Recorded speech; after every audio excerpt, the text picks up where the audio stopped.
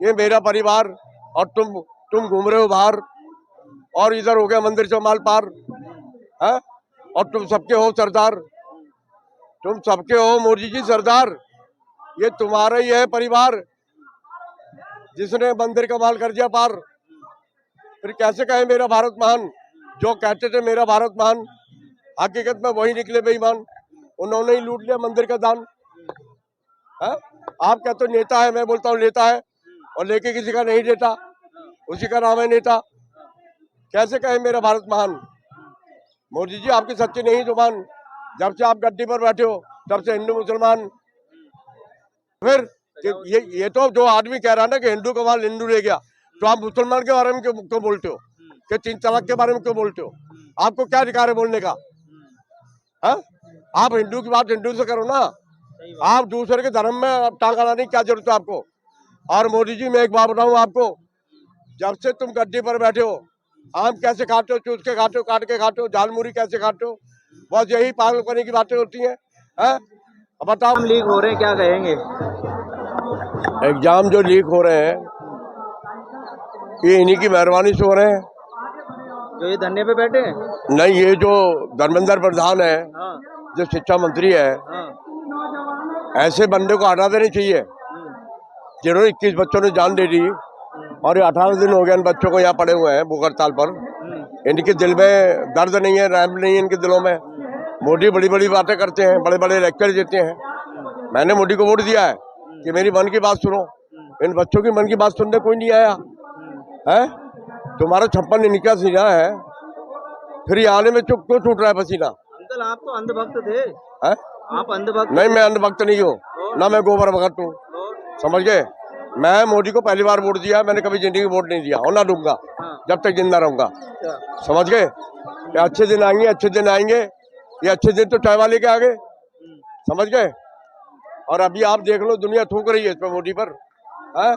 अरे राम दुहाई, कैसे अनपढ़ प्रधानमंत्री से पड़ गया पाला, मंदिर में हो गया घोटाला है। ये मोदी की गारंटी, ये मोदी की गारंटी। और तुम मेट्रो को दिखाओ जाके हरी झंडी और मंदिर में बैठ के बजाओ घंटी। समझ गए? ये मेरा परिवार और तुम घूम रहे हो बाहर और इधर हो गया मंदिर चौमाल पार है।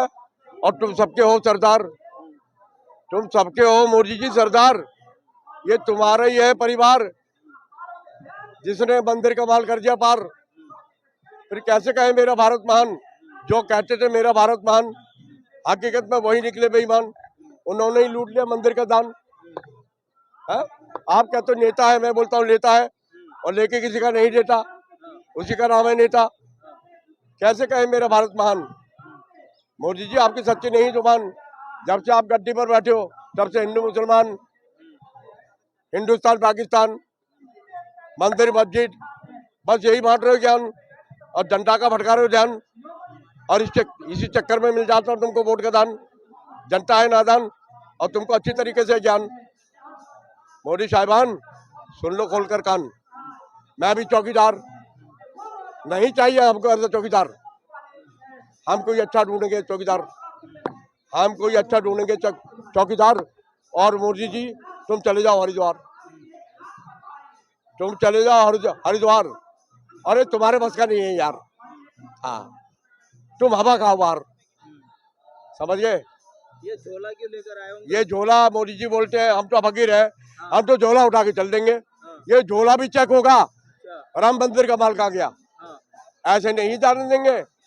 हाँ, ये बड़े बड़े डायलॉग बोलते हो, सबका साथ सबका विकास, देश का कर्जा तुमने नाश और तोड़वा दिया गरीबों के आवास। अब नहीं आएगा तो कोई तुम्हारे पास। तो झोले में क्या क्या चेक करोगे? सब चेक करेंगे, सोना कहाँ गया, चांदी कहाँ गई, नोटों की गड्डियां कहाँ गई। ये तुम्हारी तो है परिवार। राम जी का चप्पल, ये जब मंदिर से हो गया माल पार है तो क्या करेंगे रामलाल है? कैसे कहे मेरा भारत महान? नेताओं की सच्ची नहीं जुबान, न सच्चा ईमान। लेकिन जनता तो कह रही है कि जो राम को लाए हैं हम उनको लाएंगे। राम का नाम, राम को कौन लाया है? राम को कौन लाया? राम तो पहले भी थे, राम तो सबके अंदर है। पहले टेंट में थे। राम को लाए और राम का माल भी हम ले जाएंगे, हैं? क्योंकि राम को पिंकी चौधरी ने तो कहा हिंदुओं का माल हिंदुओं के पास चला गया, हिंदुओं का पैसा था। तो ये तो बात हो गई। कोई हिंदू लड़की के साथ हिंदू बलात्कार कर दे तो कहते भाई हिंदू था वो और लड़की भी हिंदू थी, तो माफ कर दो, ऐसे हो जाएगा? हाँ बिल्कुल नहीं तो होना फिर चाहिए। ये तो जो आदमी कह रहा है ना कि हिंदू का माल हिंदू ले गया, तो आप मुसलमान के बारे में क्यों बोलते हो? कि 3 तलाक के बारे में क्यों बोलते हो? आपको क्या अधिकार है बोलने का? है? आप हिंदू की बात हिंदू से करो ना, सही बात। आप दूसरे के धर्म में टांग अड़ाने की क्या जरूरत है आपको? और मोदी जी, मैं एक बात बताऊं आपको, जब से तुम गद्दी पर बैठे हो, आम कैसे खाते हो, चूस के खाते हो, काट के खाते हो, झालमुरी कैसे खाते हो, बस यही पागलपने की बातें होती हैं। हैं? अब बताओ मोदी जी क्या खाते हो? और मोदी जी कह रहे हैं कि मैं सबसे ज्यादा गालियां खाता हूँ। सुना आपने? हाँ सुना। सबसे ज्यादा मैं गालियां खाता हूँ।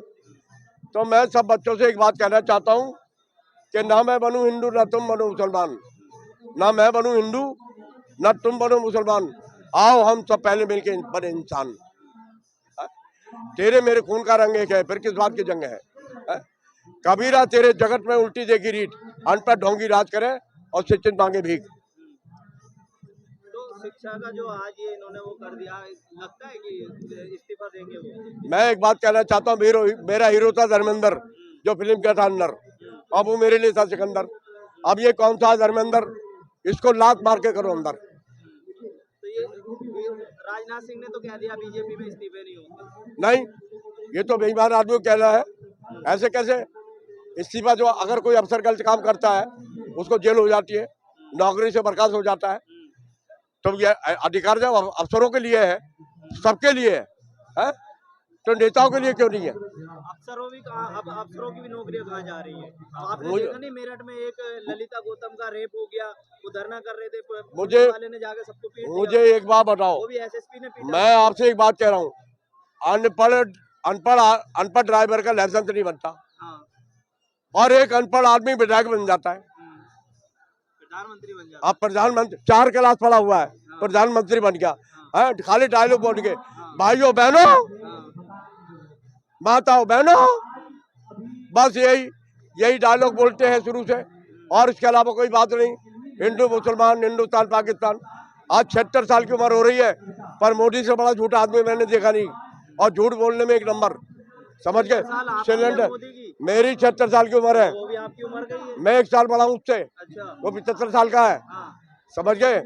सिलेंडर फ्री मिलेगा होली दिवाली पर, है 2,500 मिलेगा महिलाओं को, 21,000 मिलेगा गर्भवती को, है 15 लाख सबके खाते में आएगा।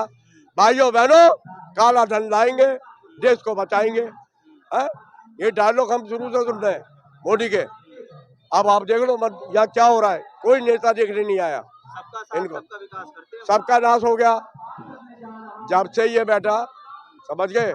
जब से सबका नाश हो गया, देश का नाश हो गया, वो तो कहते और जब तक ये हटेगा नहीं तब तक देश का नाश होगा। अच्छा, हाँ, इसका हटना बहुत जरूरी है। कैसे हटेंगे? ये बच्चे हटाएंगे, ये देश के जो नौजवान है, ये चिंगारी लगी है ज्वालामुखी। नहीं ले पा रहे हैं।